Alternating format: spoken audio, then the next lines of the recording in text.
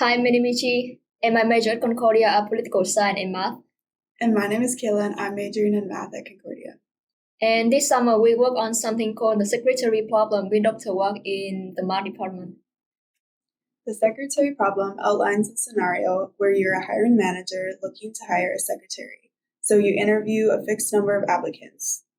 The interviews are conducted in random order, and you must decide whether to hire or reject the candidate after each interview. Once rejected, you can't go back and offer to a previous candidate. Each candidate gets a unique rank relative to the rest of the previously interviewed candidates, where 1 is considered the worst and n is considered the best.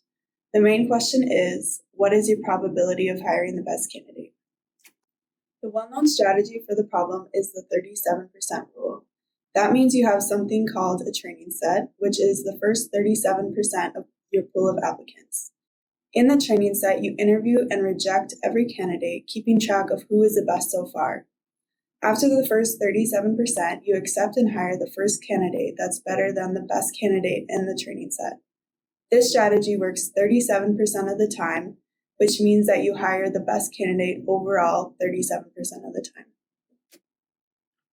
So relative ranking is one of the most important features of the secretary problem. That is, after each interview, every candidate will be re-ranked relatively to the last one. A relative ranking tree is a permutation tree that shows all the possible ranking that can happen when interview and candidate. So one of the strategies that we look at is the permutation avoiding. And permutation avoiding is avoiding one or some pattern from appearing in the tree. There are 6 different permutation avoiding in S3. However, we focus mainly on the 3-to-1 avoiding for the purpose of not having the candidate getting worse and worse over time. 4-to-1 for example, contain 3-to-1 pattern in the form of 4-to-1, which means this permutation will be crossed out of the 3-to-1 avoiding permutation tree. It turned out that the total number of any S3 avoiding permutation for any given n is the cardinal number Cn.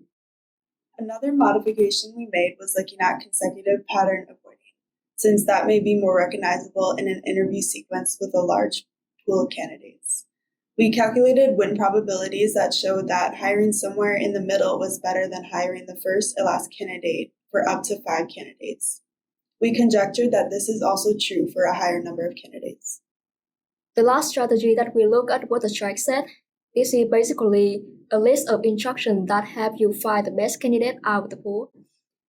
Different strike sets have different chance of winning. For example, the optimal strike set for 4 candidates have a 11/24 chance of winning the best candidate. And we generated a formula for finding the win probability for the optimal strike set. We verified it up to n equals 7, but we believe it could be true for even higher n. There's a lot more that we were interested in looking at, for example, finding a formula for the win probability for consecutive 2-3-1 avoiding as n gets larger than 5.